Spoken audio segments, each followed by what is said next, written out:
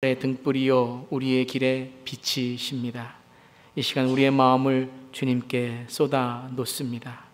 주님의 말씀의 능력과 위로와 위대하심을 이 시간 허락하여 주시옵소서.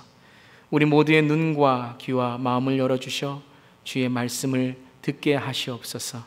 하나님, 이 시간도 부족한 종의 모습은 가려주시고 저의 말과 생각이 아니라 하나님의 말씀과 하나님의 생각과 하나님의 마음을 허락하여 주시옵소서.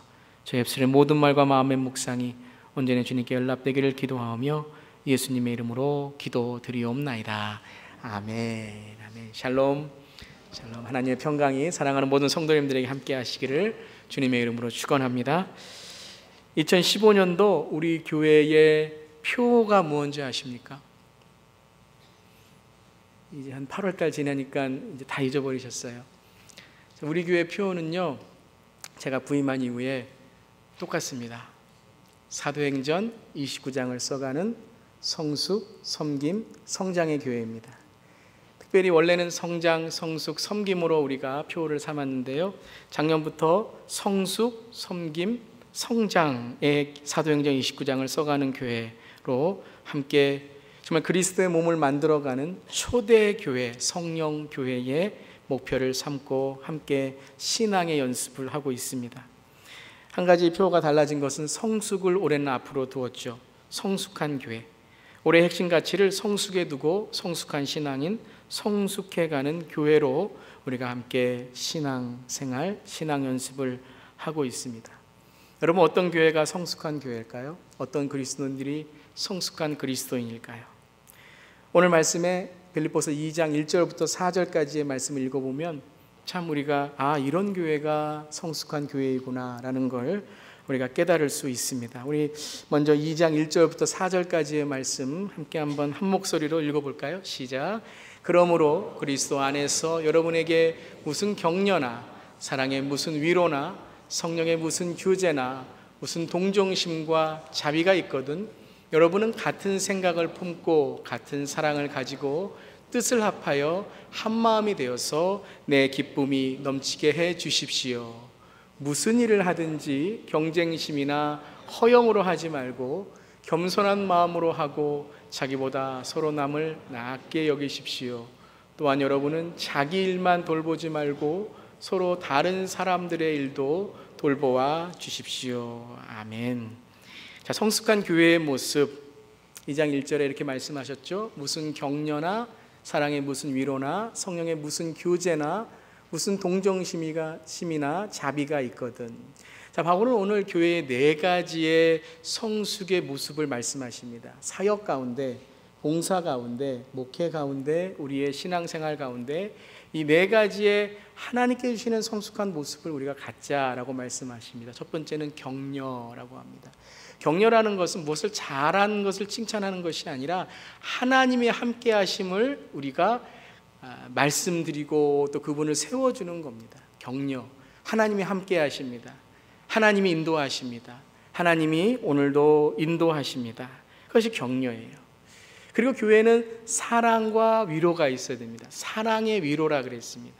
그냥 무조건 마음을 위로하는 것이 아니라 사랑은 언제나 오래 참고 온유하며 하는 위로가 한 번으로 끝나는 것이 아니라 계속해서 상처받은 자, 억압받은 자, 하나님의 사랑이 필요한 자들에게 웃어주고 울어주는 함께하는 사랑이 있다는 것이죠. 또한 교회는 무엇이 필요합니까? 믿는 자들은 영적인 교제가 있어야 된다는 거예요. 교회는 영적인 기관입니다.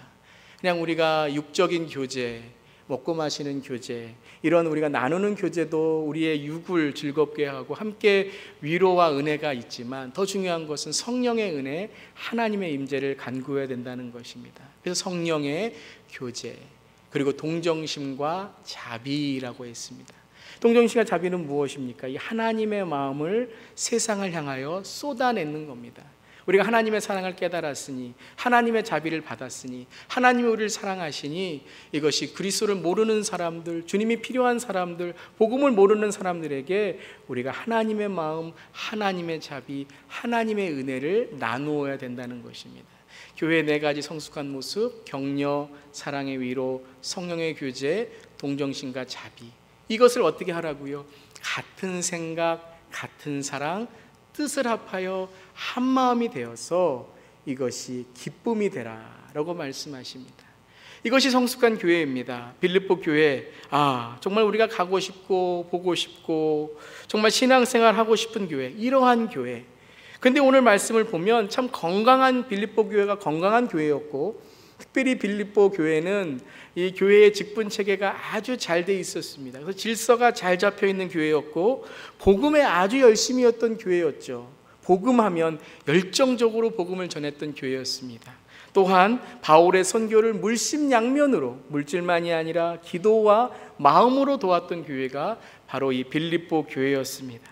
근데 오늘 1절부터 4절까지의 말씀을 우리가 가만히 읽어보면, 특별히 오늘 3절부터 오늘 말씀에서 이런 말씀을 합니다. 경쟁심이나 허영으로 하지 말라. 이 모든 일을 하는데 경쟁심과 허영으로 하지 말라. 그리고 서로 하나가 되어서 남을 낮게 여기십시오. 자, 이거 우리 영어는 우리 괜찮지만 한국말 이거 잘 발음하셔야 됩니다. 낮게가 아니라 낮게입니다. 낮게 이렇게 하면 로워, 낮게 보는 겁니다. 남을 낮게 세워주는 거죠. 낮게 여기십시오. 자기 일만 돌보지 말고 다른 사람의 일도 나의 일처럼 돌보라. 관심을 가지라는 거예요. 참 우리는 관심이 없는 곳에 우리는 신경 쓰지 않습니다. 나의 일만이 아니라 다른 사람의 아픔과 상처에도 관심을 가지라는 것이죠. 근데 이 말씀을 한번 두세 번 읽고, 빌립보서 여러분 빌립보서 강의하시면서 전체적으로 한번 몇 번 읽어보시길 바랍니다. 그러면 이 말씀이 그냥 잘합니다, 부럽습니다, 모든 일에 참 하나님의 기쁨이 있습니다 라는 말씀보다 조금 격양된 목소리, 권면하는데 조금 목소리가 높아지는 바울의 이 목소리를 느끼게 됩니다. 특별히 전체적으로 보면 이 마지막 빌립보서 4장 2절에 이런 말씀이 있습니다. 유오디아를 권면하고 순두계에게도 권면하니 주님 안에서 같은 마음을 품으십시오. 이 말씀하세요. 유오디아와 순두계는 이제 교회의 여성 지도자 중의 하나입니다. 그러니까 이 교회 안에 이 같은 마음을 품으라는 말씀을 계속 하시면서 오늘 말씀에도 그렇지만 어떤 경쟁이나 허영심이 있다는 것을 바울은 지적합니다. 다시 말씀드리면 빌립보 교회가 아무 문제가 없고, 빌립보 교회가 아무 갈등도 없고, 그러니까 빌립보 교회가 모든 일에 척척 잘하니까 바울이 기쁨이 있고 한 마음이 되었습니다라는 것이 아니라, 오늘은 명령과 책망, 교훈과 같습니다. 같은 마음을 품어야 됩니다. 경쟁심과 허영을 버려야 됩니다. 특별히 교회 안에서 하나님의 마음을 품는 일들이 더 많아져야 됩니다 라고 말씀하십니다. 그럼 바울이 빌립보 교회가 기쁨이 되었고 바울이 빌립보 교회의 자랑이 되었다는 것은 무슨 말씀일까요? 그것은 바로 이 갈등과 어려움과 문제를 하나님의 마음으로 풀어나갔다는 것입니다. 즉 빌립보 교회는 처음부터 모든 일에 능하고 모든 일을 잘하고 모든 일이 다 순조로웠던 교회가 아니라 다른 지역, 다른 출신, 제가 첫 번째 시간에 말씀드렸죠. 얼마나 많은 다른 출신, 다른 지역, 로마에서 온 사람, 이방에서 온 사람, 지역에서 온 사람, 이런 사람들이 만나니까 서로 다툼도 있었고 갈등도 있었다는 거예요. 근데 그 갈등과 다툼 속에 어떻게 살아갔는가, 어떻게 신앙의 연습을 했는가, 한 마음을 품어갔던 것을 바울은 오늘 기뻐한다라고 말씀하십니다.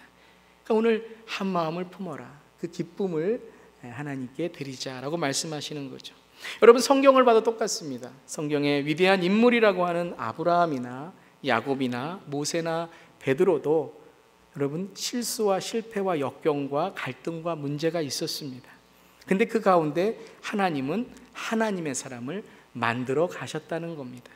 모든 것을 잘하고 모든 것을 다 실력으로 해서 하나님이 그들을 사용하신 것이 아니라 실수와 실패와 역경과 문제와 갈등과 때로는 하나님께 실망을 드렸을 그런 부분들도 많이 있었지만 하나님이 그들을 만들어 가셔서 그들이 하나님의 사람이 되었다는 것입니다. 이스라엘 민족도 초대교회도 완벽한 교회가 아니었습니다. 하나님이 선택하고 하나님의 장자를 삼은 이스라엘 민족도 멸망했습니다. 실수했습니다. 넘어졌습니다.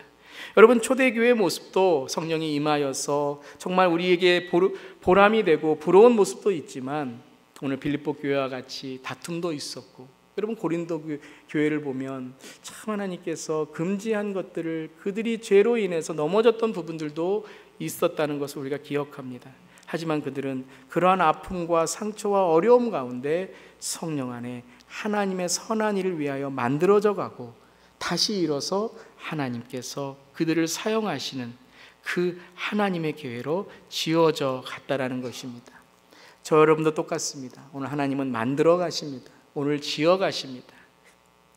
또 다른 옥중서신인 에베소서 2장 8절에서 10절까지를 보면 구원이 어떻게 우리에게 임하는지를 말씀하시죠. 우리 함께 한번 에베소서 2장 8절부터 10절까지 한번 읽어보겠습니다. 시작.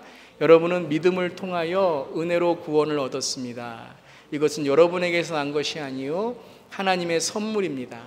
행위에서 난 것이 아닙니다. 그러므로 아무도 자랑할 수 없습니다. 자, 거기까지 읽으면요, 구원을 우리에게 하나님께서 주어주신 선물이라는 거예요. 행위에서, 우리의 노력과 공로로 우리가 얻는 것이 아니라 오로지 하나님의 선물인데, 그럼 구원을 우리에게 주신 그 이유가 무엇인가? 그럼 구원받은 자로 우리가 어떻게 살아가야 되는가? 우리 한번 읽어보겠습니다. 우리는, 시작. 우리는 하나님의 작품입니다. 선한 일을 하게 하시려고 하나님께서 그리스도 예수 안에서 우리를 만드셨습니다. 하나님께서 이렇게 미리 준비하신 것은 우리가 선한 일을 하며 살아가게 하시려는 것입니다. 예. 하나님이 우리를 구원받게 하셔서 우리를 작품, 우리를 만들어 가시는데, 우리를 만드셨는데 선한 일을 하며 살아가게 하십니다 라고 오늘 말씀하십니다. 즉 우리에게 복음에 합당한 생활이란 지금 내 상황과 내 문제와 내 싸움이 있지만 그것을 주님께 드리고 하나님이 만들어 가시는, 그게 선한 일입니다. 선한 일은 내가 뭘 선한 일을 해, 내가 어떤 선한 일을 보여주는 그 일이 성경적인 선한 일이 아니라, 성경적인 선한 일은 하나님이 우리를 만들어 가시는구나. 그러니까 우리가 구제하고 봉사하고 선한 일을 해야 되고, 우리가 도덕과 윤리를 지켜야 되고, 성경에서 말씀하신 하나님의 그 길을 가야 되는 거예요. 왜요? 그걸 통해서 하나님이 나를 만드시는다는 것을 내가 깨닫고, 또 내가 다른 사람에게 그 하나님이 나를 만들어 가시는 것을 보여줄 수 있기 때문입니다. 신앙은 말이 아닙니다. 신앙은 성품이며, 신앙은 하나님이 만들어 가시는 것을 우리가 보여주는 거예요. 한번 따라해 보세요. 나의 얼굴이 전도지다. 여러분, 우리의 얼굴이 전도지입니다. 우리의 삶이 전도지입니다. 여러분, 교회가 요즘 왜 이렇게 정말 세상의 빛과 소금 역할을 감당하지 못합니까? 신학이 없습니까? 설교가 없습니까? 여러분, 우리가 정말 성경 말씀을 많이 못 읽어서 그렇습니까? 성경 말씀 못 읽어서 그런 경우도 있는 것 같아요. 여러분, 성경 말씀 많이 읽으셔야 돼요. 그런데 그러한 것들이 왜 우리의 삶에 정말 빛과 소금 역할을 감당하지 못하는가? 그것은 딱 하나입니다. 우리가 그 하나님의 선한 일로 만들어져 가는 삶을 살아가지 않기 때문에 그렇습니다. 다시 쉽게 말씀드리면 신앙의 연습을 해야 되는 거예요. 신앙 연습. 여러분, 교회는 신앙 연습하는 곳입니다. 연습은 뭐예요? 자꾸 내가 실수하면 다시 일어나고, 내가 넘어지면 다시 일어나고, 내가 그거 실패하면 다시 시작하고, 이게 연습입니다. 교회는 연습이 허용되는 곳이에요. 한번 따라해 보세요. 교회는 연습이 허용되는 곳이다. 여러분, 세상은요, 한 번 실수하면 낙인 찍힙니다. 한 번 잘못하면 다시는 쳐다보지 않습니다. 관심 잃어버리면 다시는 그 관심 얻기가 너무 힘든 곳이에요. 그렇지만 교회는 어떻습니까? 우리는 갈등도 있고 문제도 있고 부족한 점도 있지만 그 가운데 하나님이 만들어 가십니다. 하나님이 우리를 완성해 가십니다. 하나님이 우리를 오늘도 하나님의 걸작품으로 오늘도 지어 가십니다. 오늘도 우리를 빌드업, 하나님이 세워 가십니다. 이 고백을 할 수 있는 거예요. 내가 판단하고 내가 그것을 평가하는 게 아니에요. 하나님이 하시는 거예요. 그게 교회예요. 그래서 교회는 신앙 연습하는 곳입니다. 교회는 신앙 연습하고 우리가 가정, 세상에 나아가서 뭐 하는 거예요? 신앙 생활, 우리 연습한 것을 생활하는 곳입니다. 그러면 우리가 지난 시간에 우리 보았던 잠깐 나누기를 원하는데, 복음에 합당한 생활, 그럼 이 신앙 생활이란 무엇인가? 우리 교회에서 무슨 연습을 먼저 해야 되는가? 그것이 바로 오늘 1장 30절의 말씀이죠. 1장 30절 말씀 함께 읽어보겠습니다. 시작. 여러분은 내가 하는 것과 똑같은 투쟁을 벌이고 있습니다. 여러분은 내가 그렇게 하는 것을 보았으며 내가 그렇게 하는 것을 지금 소문으로 듣습니다. 자, 이 강해가 이래서 좋은 것 같아요.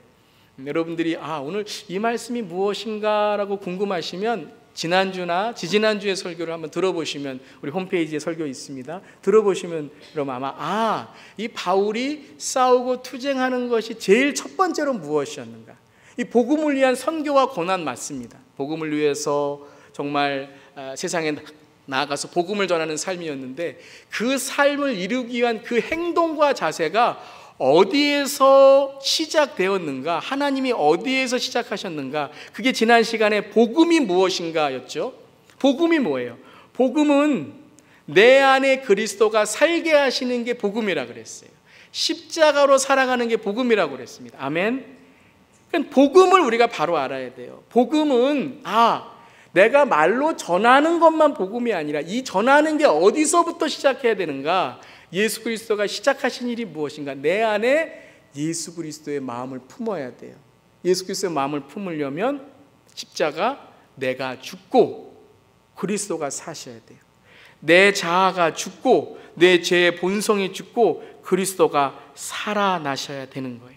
그게 그리스도의 인의 첫 번째 싸움입니다. 내 자신과의, 내 자아의 싸움이에요. 싸움의 본질, 이 투쟁의 본질, 신앙의 투쟁의 본질은 다른 어떤 사람과의 싸움이 아니라, 내 삶의 문제와 상황과의 싸움이 아니라, 지난 시간에 복음에 합당한 생활이란 내 안에 복음이 살아날 수 있도록 내 자신이 십자가에서 죽어가는 거라고 했습니다.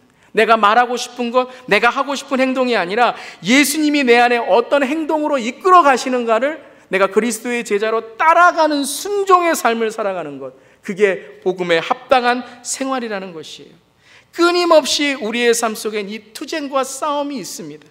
죄로 죽을 수밖에 없었던 구제불능의 우리 자신이 십자가에 예수로 인하여 생명을 얻었다는 것을 항상 고백해야 됩니다.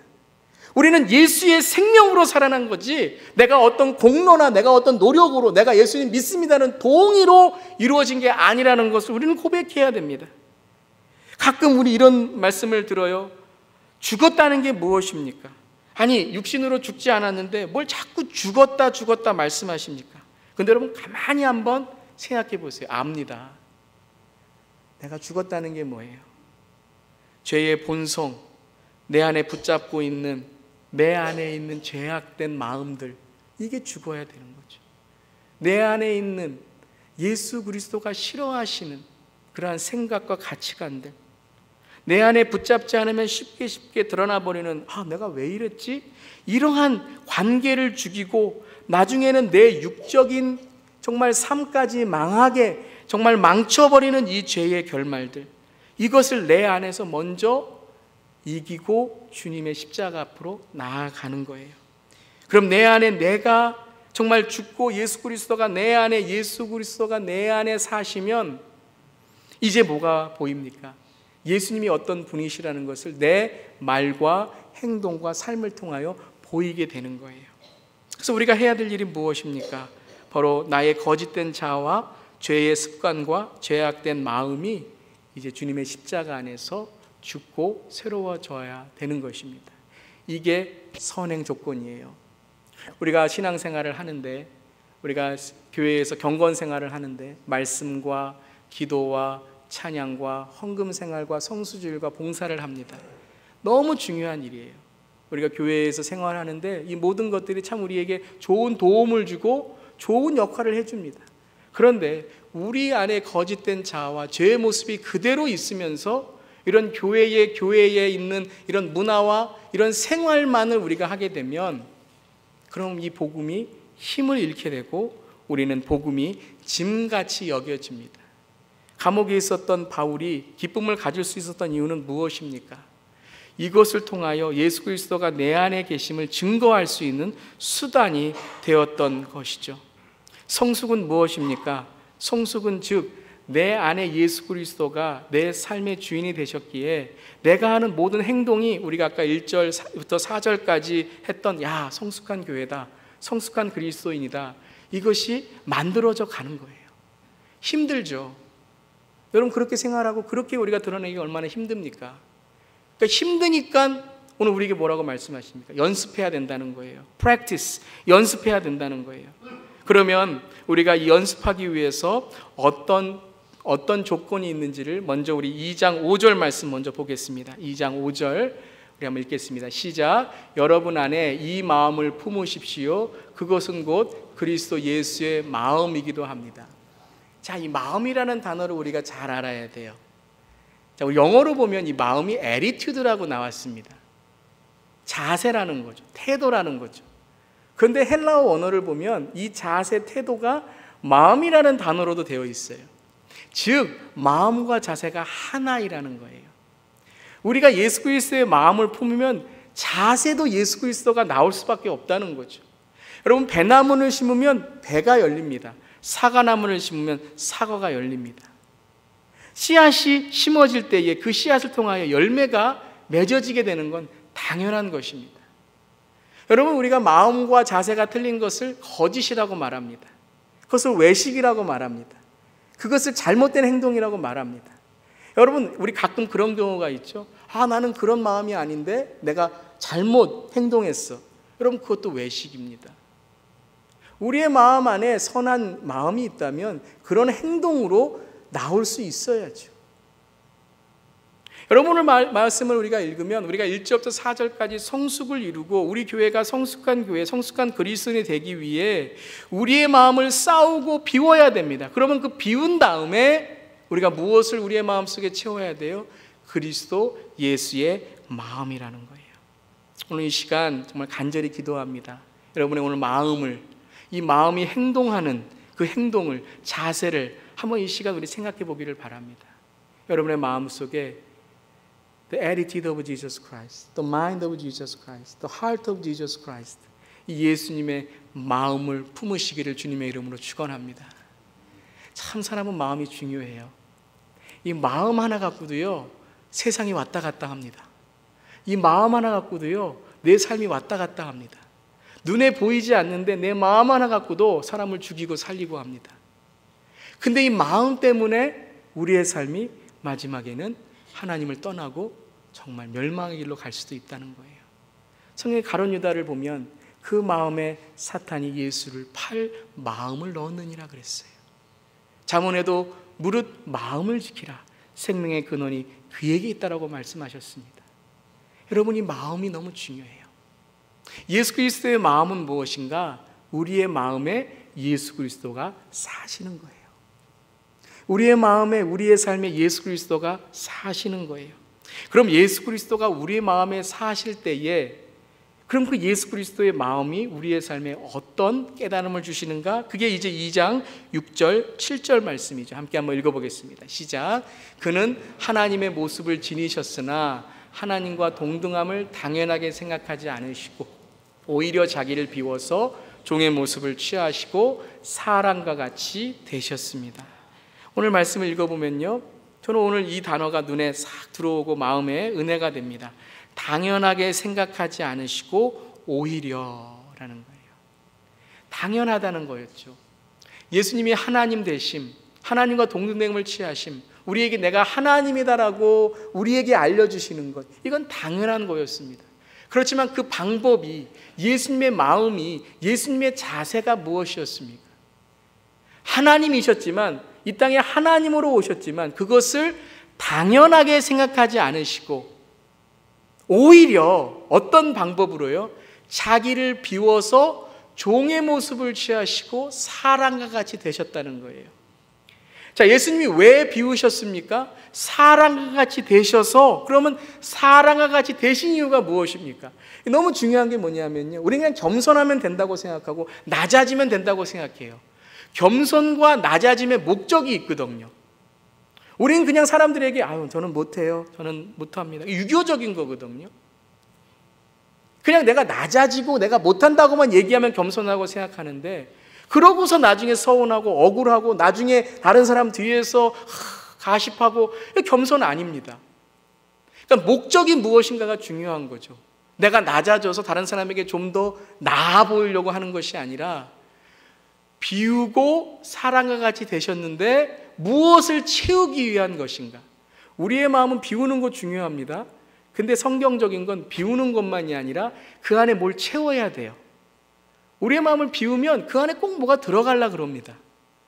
그 안에 채워야 되는데 그게 바로 오늘 그 다음 절 말씀이에요. 함께 한번 읽어보겠습니다. 시작. 그는 사람의 모양으로 나타나셔서 자기를 낮추시고 죽기까지 순종하셨으니 곧 십자가에 죽기까지 하셨습니다. 왜 낮아지셨어요? 왜 자신을 비우셨습니까? 왜 사람이 되셔서 이 땅에 오셨습니까? 십자가의 하나님의 뜻을 행하기 위함이에요. 낮아지는 게 목적이 아니에요. 나는 못합니다라고 말하는 게 목적이 아니에요. 내가 할 수 있습니다고 말하는 게 목적이 아니에요. 내가 이만큼 은혜를 받았습니다가 목적이 아니에요. 나 열심히 해야 되는데 이 깨달음만 목적이 아니에요. 깨달음이 기독교의 목적이 아닙니다. 그 깨달음을 통하여 내가 뭘 해야 되는지를, 그래서 마음과 자세가 하나가 되는 게 바로 성경적인 가르침이죠. 뭘 하기 위한 것입니까? 십자가를 이루기 위한 거예요. 십자가, 하나님의 뜻, 하나님의 내 삶을 통해 이루고자 하시는 것. 가난이 십자가가 아닙니다. 남편이 십자가가 아닙니다. 부인이 십자가가 아닙니다. 내 지금 어려운 상황이 십자가가 아닙니다. 내 미워하는 사람이 십자가가 아닙니다. 내 건강의 어려움이 십자가가 아닙니다. 내가 지금 죽을까 하는 불안이 십자가가 아닙니다. 십자가는 무엇입니까? 그 어려움과 고난 가운데 하나님이 나에게 어떤 뜻을 가지고 있는가? 십자가에 죽는 것, 거기까지가 십자가의 예수님이 아닙니다. 그 죽음을 통해 우리의 죄를 사하시고 우리를 죄에서 구원하시고 부활하셔서 우리를 하나님의 자녀 영생의 삶으로 인도하시는 것, 그게 목적이죠. 십자가에서 죽기까지 하셨다는 거예요. 십자가에서 하나님이 무엇을 뜻하시는가를 깨닫는 거예요.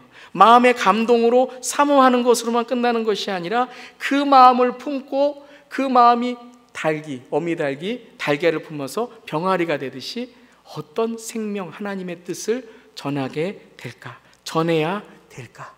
내 시작과 내 과정과 내 끝이 어떻게 하나님의 뜻에 변함없이 살아갈 수 있을까? 그래서 예수님의 마음을 품는 거예요.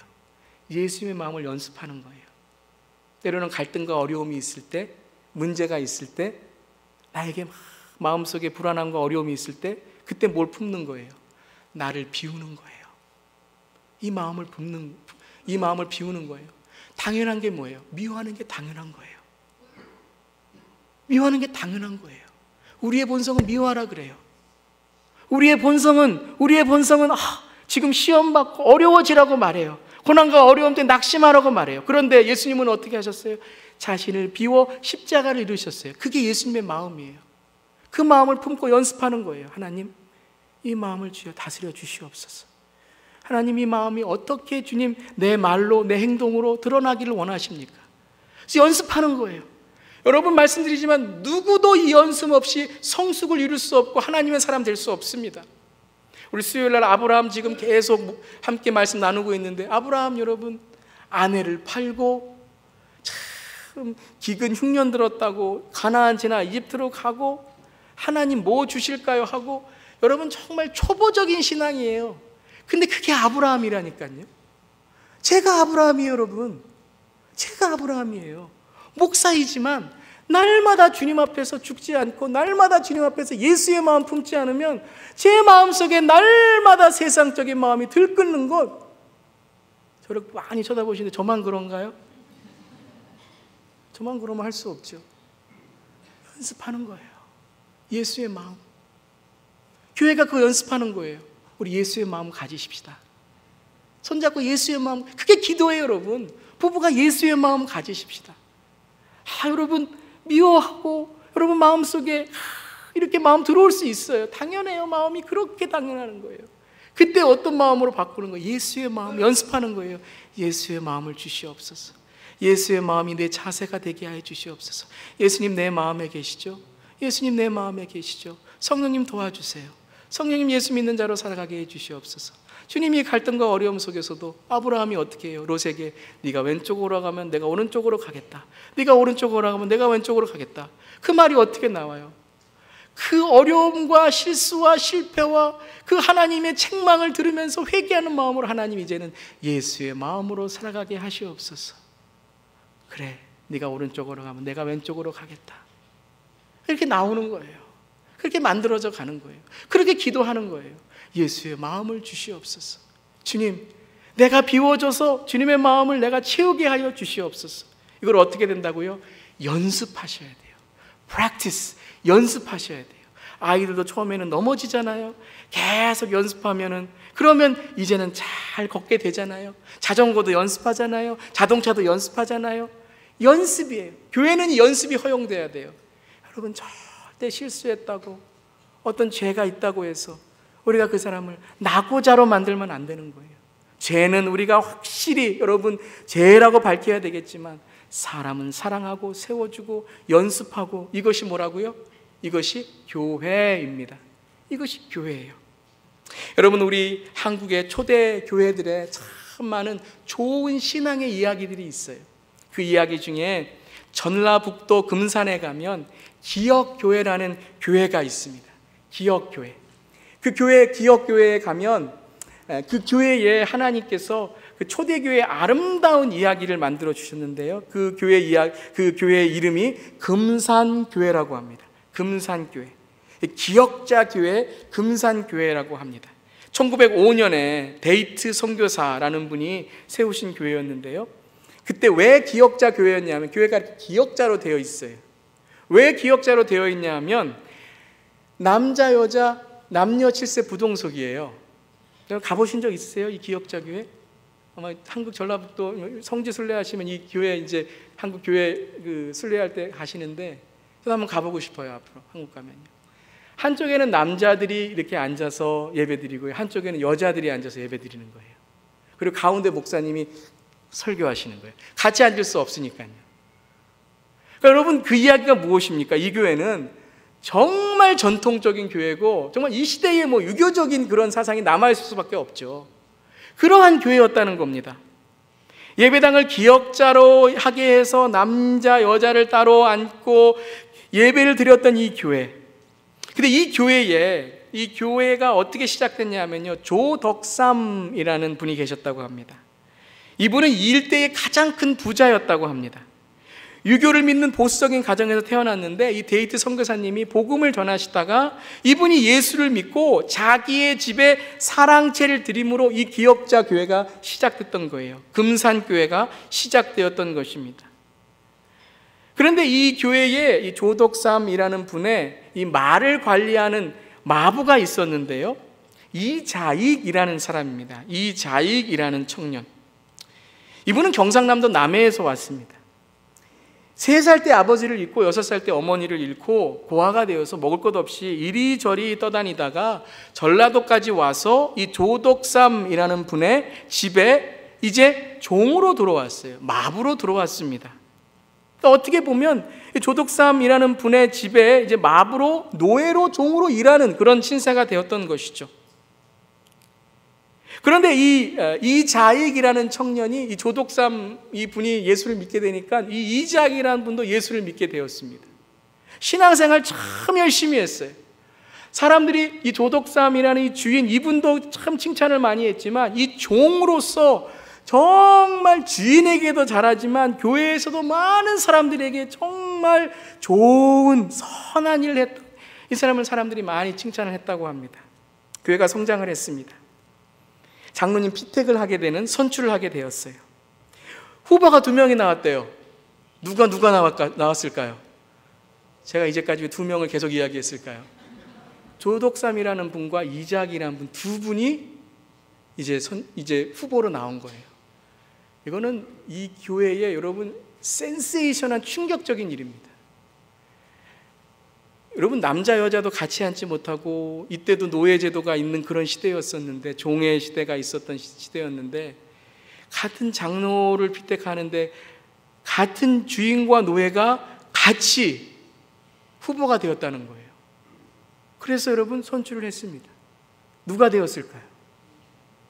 제가 왜 이 얘기를 왜 하겠습니까? 여러분 자꾸 놀랍게 해드리려고 하는 거잖아요. 이 마부였던 이 자익이라는 분이 선출이 된 거예요. 여러분 이렇게 된다면 어떻게 될까요? 교회가 난리가 나는 거죠. 아니 어떻게 주인이 떨어지고 노예가 되었을까요? 그러면 난리가 났었을 것입니다. 그런데 그때 이 조덕삼 이 주인이라는 분이 이렇게 이야기를 했다고 합니다. 우리 모두는 하나님의 은혜를 받은 자들입니다.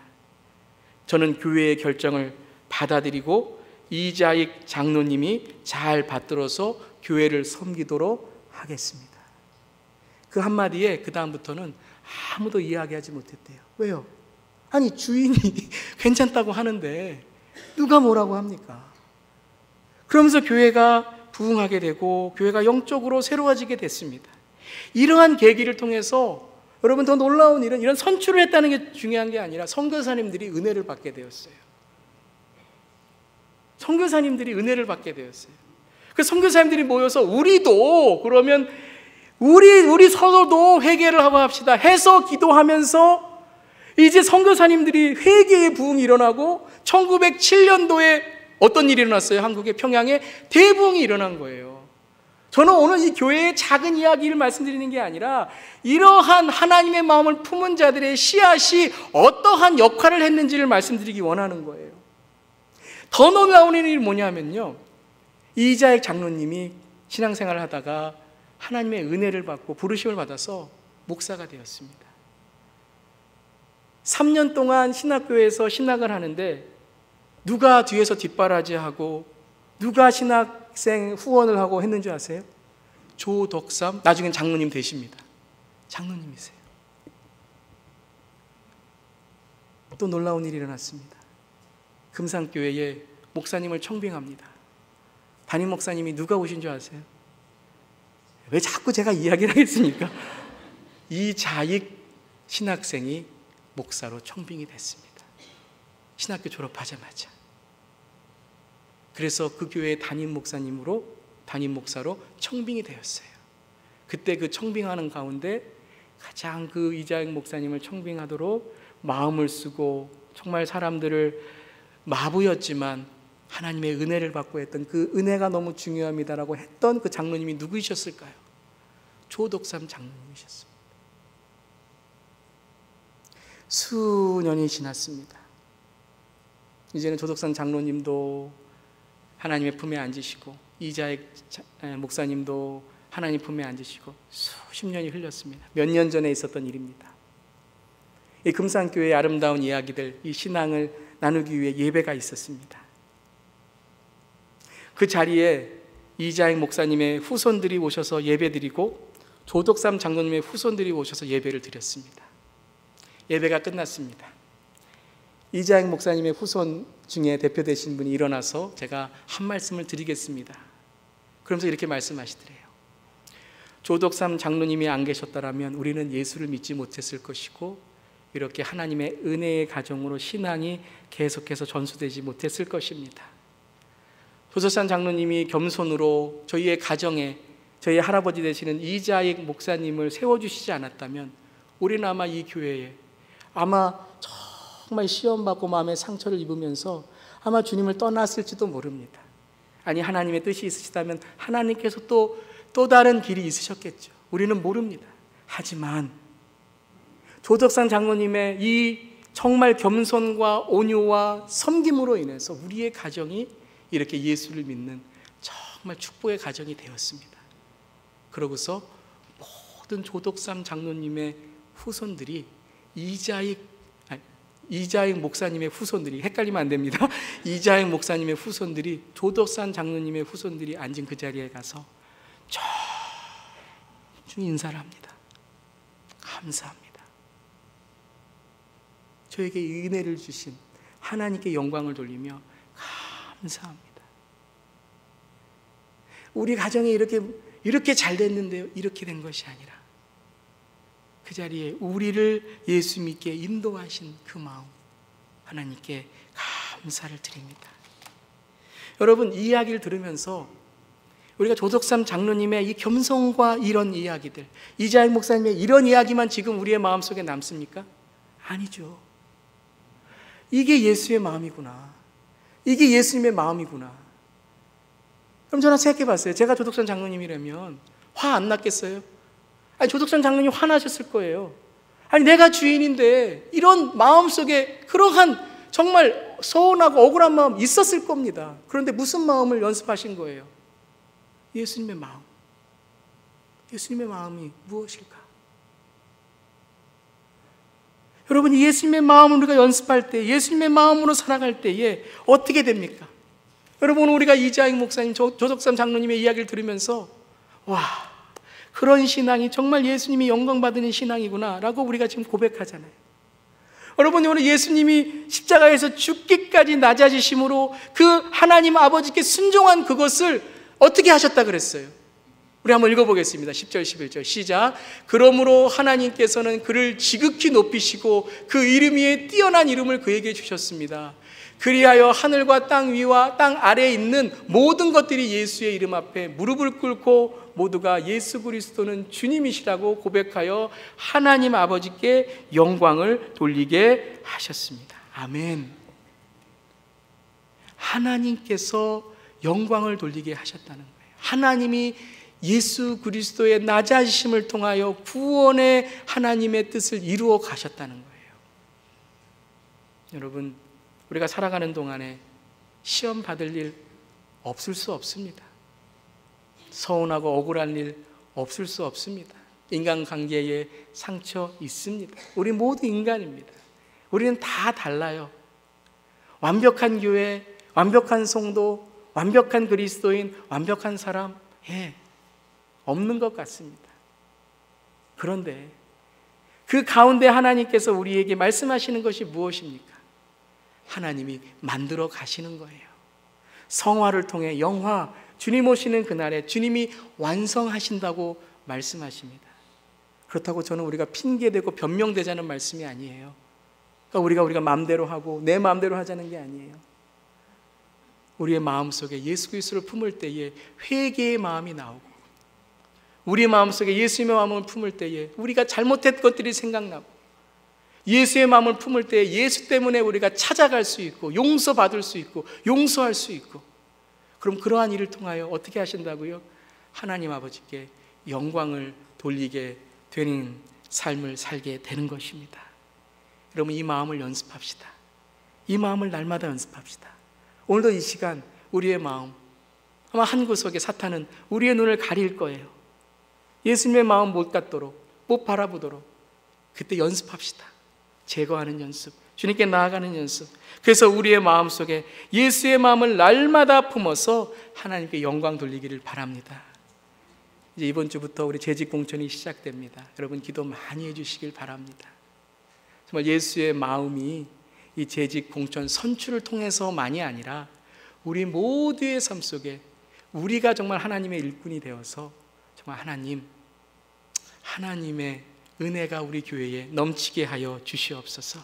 예수님의 마음을 품는 공천과 재직 선출이 되게 하여 주시옵소서. 또한 축복합니다. 여러분의 가정에도 예수의 마음을 통하여 하나님께 영광 돌리는 저렴 되기를 주님의 이름으로 축원합니다. 아멘. 한번 기도하겠습니다. 우리 한번 이 시간에 한번 기도하면서 우리의 마음을 주님께 드리십시다. 우리의 마음을 주님께 비워둡시다. 당연하게 생각하지 말고 오히려 그 상황 속에 예수님 때문에 형제를 사랑하고, 예수님 때문에 자매를 사랑하고, 예수님 때문에 오늘도 다시 일어서고, 예수님 때문에 위로받고, 예수님 때문에 회개하고, 예수님 때문에 나아갑니다. 예수님의 마음을 품으세요. 이 시간 우리 예수님의 마음을 품는 연습하며 우리의 마음을 비우고 주님께 나아갑시다. 함께 우리 통성으로 우리 기도합니다. 하나님, 우리의 마음을 주님께 드립니다.